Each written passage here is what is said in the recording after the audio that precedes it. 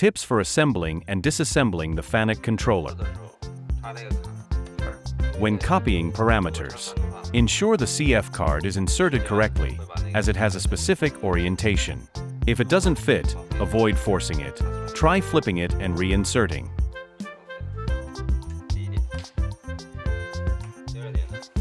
Before disassembling the main unit, always back up the parameters. The ROM card's data will be lost when power is cut off. When disassembling the controller, first remove the 4 screws securing it.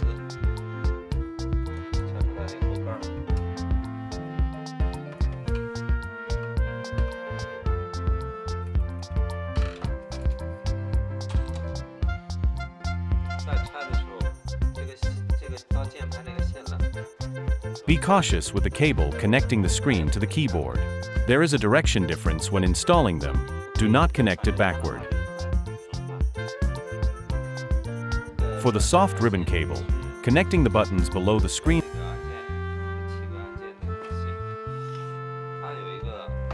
Lift the clip on the cable slot before removing the cable. Pulling it out directly may damage the ribbon.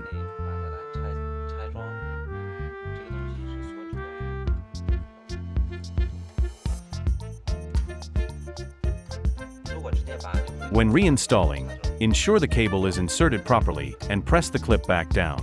When removing card slots, pull the card out straight along the slot's direction. Avoid twisting or pulling sideways to prevent damaging the slot wires. When removing small cards from the mainboard, follow the slot's orientation. Do not pull or twist forcefully to avoid damaging the circuit board or card slots.